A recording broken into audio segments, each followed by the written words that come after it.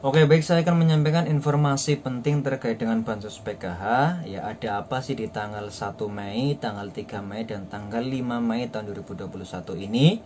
Ya, simak terus video ini dari awal sampai akhir, jangan skip, dipotong-potong, supaya Bapak Ibu semuanya mendapatkan informasinya bisa secara lengkap.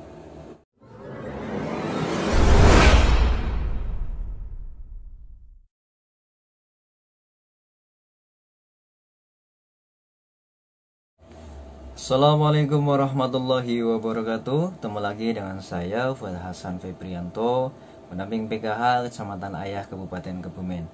Baik, gimana kabarnya Bapak Ibu semuanya, KPM PKH, pendamping PKH dan sobat sosial semuanya di seluruh Indonesia. Semoga selalu dalam keadaan sehat ya. Amin. Ya, selamat menjalankan ibadah puasa bagi yang menjalankannya. Mudah-mudahan ibadah kita, puasa kita dapat diterima oleh Allah Subhanahu wa taala. Nah, di masa pandemi ini saya tidak bosan-bosannya untuk selalu mengingatkan Bapak Ibu semuanya terapkan protokol kesehatan. Itu minimal ada 3. Yang pertama, ketika Bapak Ibu semuanya bepergian, silakan untuk bisa memakai masker. Kemudian yang kedua, sering-seringlah cuci tangan dengan sabun, dengan air yang mengalir, atau minimal menggunakan hand sanitizer. Jadi saran saya ketika Bapak Ibu semuanya bepergian, silakan untuk bisa membawa hand sanitizer. Kemudian yang ketiga, hindari kerumunan atau jaga jarak minimal 1 meter. Ya, pokoknya jangan sampai berkerumun dulu ya untuk sementara. Nah, mudah-mudahan kita semuanya terhindar dari namanya virus corona. Nah, yang sekarang sedang terkena virus corona, mari kita doakan bersama-sama. Mudah-mudahan segera disembuhkan, dipulihkan kembali, dan bisa beraktivitas seperti biasanya. Amin. Oke, baik, di video kali ini saya akan menyampaikan informasi penting terkait dengan program PKH. Ya, jadi ada apa sih di tanggal 1, yaitu tepatnya hari ini, hari Sabtu ya. Kemudian tanggal 3 dan tanggal 5 bulan Mei tahun 2021. Ada informasi penting di tanggal-tanggal itu. Nah, nanti saya akan sampaikan, namun sebelumnya mohon bantuannya, mohon keikhlasannya untuk bisa like, subscribe, comment, and share di bawah ini. Dan jangan sampai lupa ya untuk bisa klik tombol notifikasi loncengnya, supaya Bapak Ibu semuanya tidak ketinggalan video-video terbaru dari kami.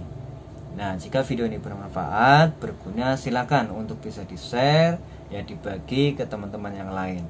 Nah, ini penting juga ketika nonton video ini, ketika nonton video di channel YouTube kami, ya silakan jangan di-skip. Ya, kami mohon jangan dipotong-potong, supaya apa? Supaya Bapak Ibu semuanya mendapatkan informasinya itu bisa secara lengkap, bisa secara utuh. Seperti itu. Terima kasih. Oke, baik, saya lanjutkan. Ya, jadi seperti tadi saya sampaikan di depan bahwa saya akan menyampaikan informasi terkait dengan program PKH, program Bansos PKH. Jadi ada apa sih di tanggal 1 Mei, yaitu tepatnya hari ini, kemudian di tanggal 3 dan tanggal 5 Mei tahun 2021. Jadi ada informasi penting di tanggal-tanggal tersebut. Namun sebelum saya lanjutkan, perlu saya jelaskan lagi, ingatkan lagi kepada Bapak Ibu semuanya, bahwa terkait dengan program PKH, aturan terbarunya yaitu penyalurannya dalam 1 tahun itu ada 4 kali. Yaitu disalurkan triwulan, ya, jadi 3 bulan sekali, yaitu di bulan Januari itu tahap pertama, tahap kedua itu di bulan April, ya, kemudian tahap ketiga di bulan Juli, dan tahap keempat itu di bulan Oktober. Ya, kemudian di program PKH itu ada beberapa komponen, ya. Yang pertama itu komponen kesehatan, komponen pendidikan, dan komponen kesejahteraan sosial. Nah, untuk komponen kesehatan ini terdiri dari ibu hamil atau nifas, kemudian ada balita usia 0 sampai 6 tahun. Itu untuk komponen kesehatan. Kemudian untuk komponen pendidikan itu ada anak usia sekolah dari tingkat SD, SMP, sampai SMA. Jadi kalau anak kuliah itu tidak masuk ya. Nah, kemudian komponen kesejahteraan sosial itu terdiri dari lanjut usia atau lansia minimal usianya 70 tahun. Jadi kalau di program PKH ini lansianya minimal usianya 70 tahun. Jadi baru bisa masuk di kategori PKH. Kemudian ada lagi yaitu disabilitas berat. Ya, di sini disabilitas beratnya yang dimaksud yaitu memang orang-orang yang sudah tidak bisa ngapa-ngapain lagi. Ya, sudah dibantu aktivitasnya, kegiatannya setiap hari seperti itu. Nah, kemudian perlu Bapak Ibu ketahui juga, penyaluran bantuan PKH itu bisa dilakukan di e-warung ya, agen yang ditunjuk, kemudian melewati ATM atau langsung ke bank cabang terdekat seperti itu. Jadi ada 3 ya. Yang pertama itu e-warung, kemudian yang kedua itu ada mesin ATM, kemudian yang ketiga itu ada bank, jadi langsung ke pihak bank. Kemudian terkait dengan besaran bantuannya, ya perlu Bapak Ibu ketahui, ini belajar dari pengalaman yang sudah-sudah, jadi ternyata masih cukup banyak para KPM PKH yang belum mengetahui jumlah besaran bantuan yang mereka dapat. Jadi mereka itu hanya ketika mendapatkan informasi bantuannya sudah masuk, kemudian cuma diambil, ya tidak mengetahui berapa sih kalau misalkan anak SD dapatnya berapa, anak SMP berapa. Jadi mereka hanya ya ketika bantuan masuk diambil sudah. Nah, ini perlu Bapak Ibu ketahui ya, besaran bantuan setiap kategori di PKH. Jadi jangan hanya mendapatkan bantuannya saja. Nah, ini supaya meminimalisir namanya penyelewengan atau kekurangan bantuan yang didapat oleh Bapak Ibu semuanya. Perlu saya jelaskan. Jadi yang pertama untuk ibu hamil, ini komponen kesehatan. Ibu hamil atau nifas ini setiap 3 bulannya itu besaran bantuannya 750.000. Kemudian untuk balita juga sama, itu besarannya 750.000. Kemudian untuk anak sekolah, SD itu besarannya yaitu 225 triwulannya. Kemudian untuk anak SMP itu sebesar 375. Kemudian anak SMA itu 500.000 rupiah. Nah, kemudian untuk komponen kesejahteraan sosial, di sini lansia ini per 3 bulannya itu mendapatkan 600.000 rupiah. Kemudian untuk disabilitas berat itu juga sama, yaitu sebesar 600.000 rupiah. Nah, kalau kita bicara terkait dengan besaran bantuan per tahunnya, ya jadi kalau misalkan kategori kesehatan yaitu ibu hamil itu per tahunnya mendapatkan 3 juta. Kemudian anak balita itu juga sama 3 juta. Kemudian komponen pendidikan anak SD itu sebesar 750 per tahunnya. Kemudian anak SMP itu 1.500.000. Kemudian untuk anak SMA ini 2 juta. Nah, kemudian untuk komponen kesejahteraan sosial untuk lansia dan disabilitas berat itu 2.600.000. Oke, itu informasi ya. Mengulangi lagi, mengulas kembali supaya Bapak Ibu semuanya tidak lupa ya terkait dengan program PKH.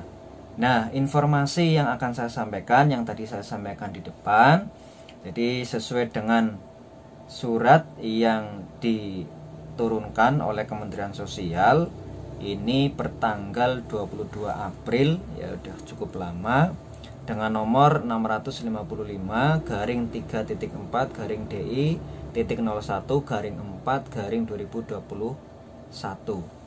Oke, di sini sifatnya biasa, ya lampiran satu berkas. Kemudian halnya di sini yaitu terkait dengan pemberitahuan pelaksanaan final closing tahap 3 tahun 2021. Oke. Perlu saya terangkan dulu. Jadi final closing itu maksudnya yaitu ketika data PKH itu sudah di final closing, itu berarti datanya sudah tidak bisa diperbarui lagi. Jadi data final closing adalah sebagai dasar untuk penyaluran bantuan PKH di tahap selanjutnya. Jadi kalau di sini final closing tahap 3 berarti ya final closing ini akan digunakan sebagai dasar penyaluran bantuan PKH di tahap 3 nanti. Seperti itu. Oke, langsung saja di sini disampaikan kepada Dinas Sosial Provinsi, Kabupaten, Korek, Korwil, Korkap, dan Korkot PKH di seluruh Indonesia. Jadi dalam rangka persiapan penyaluran bantuan sosial PKH tahap 3 tahun 2021, bersama ini ya kami sampaikan hal-hal sebagai berikut.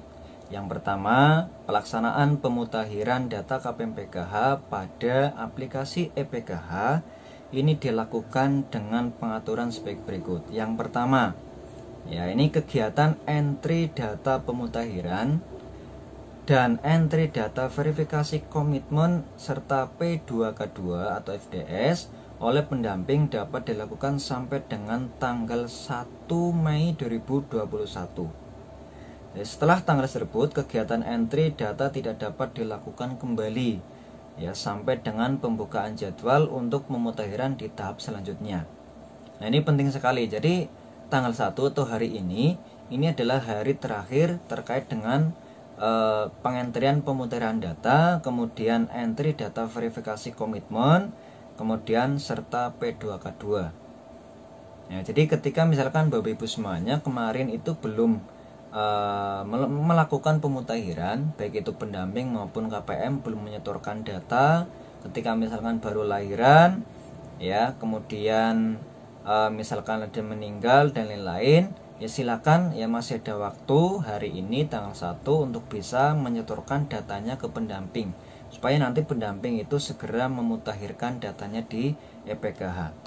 Kemudian terkait dengan pendamping juga silakan ya untuk bisa segera melakukan entry komitmen, verifikasi komitmen, baik itu verifikasi kesehatan, pendidikan, kemudian entry P2K2 ya, laporan P2K2 ya untuk bulan April seperti itu.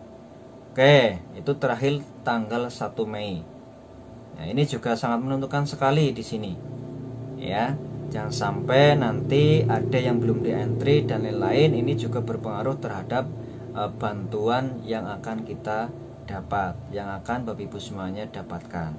Kemudian yang kedua atau poin B ya, tadi poin A, kegiatan approval data pemutakhiran dan verifikasi komitmen serta P2K2 oleh koordinator kabupaten kota dapat dilakukan sampai dengan tanggal 3.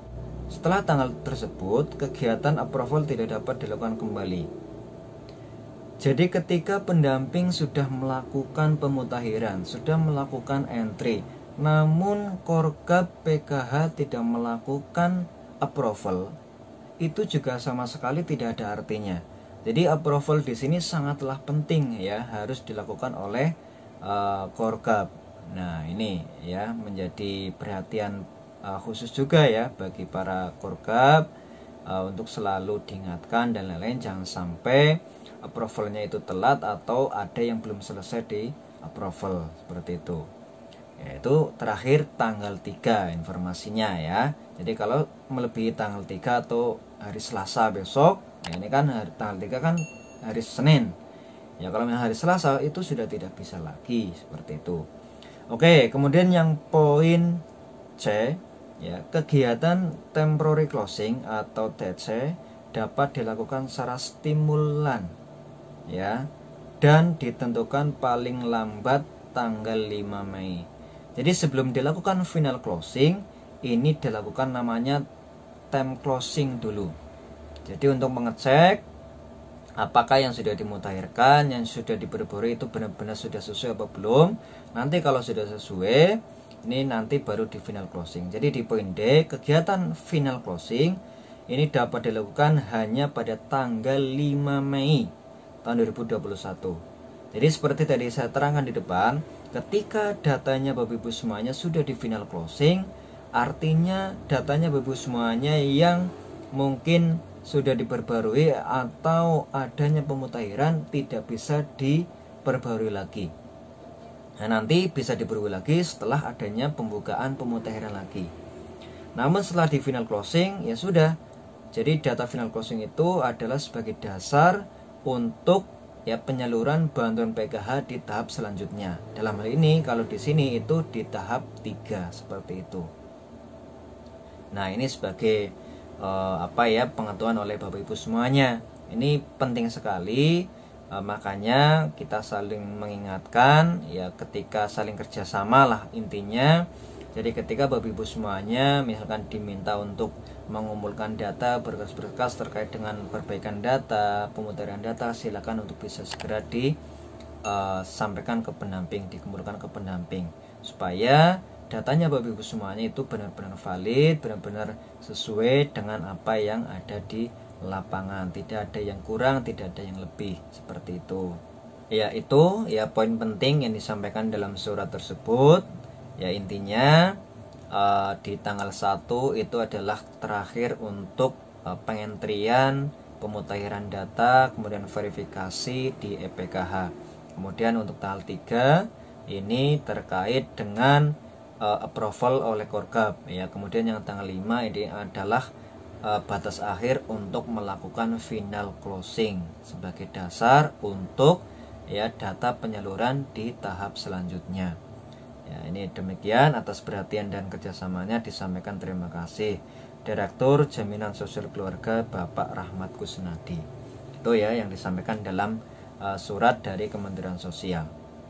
Oke, mungkin ini yang bisa saya sampaikan terkait dengan program PKH terbaru, terkait dengan informasi bansos PKH terbaru.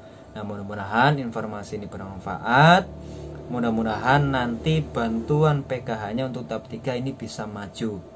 Ya, kita berharap bersama-sama ya supaya nanti bantuan PKH-nya bisa digunakan untuk persiapan Lebaran. Ya, kita tidak pernah tahu ya, mudah-mudahan nanti bantuan PKH-nya yang tahap 3 itu bulan Juli nanti bisa dimajukan, mudah-mudahan. Mungkin itu saja informasi yang saya sampaikan. Terima kasih, jangan lupa like, subscribe, comment, and share. Tetap semangat dan wassalamualaikum warahmatullahi wabarakatuh.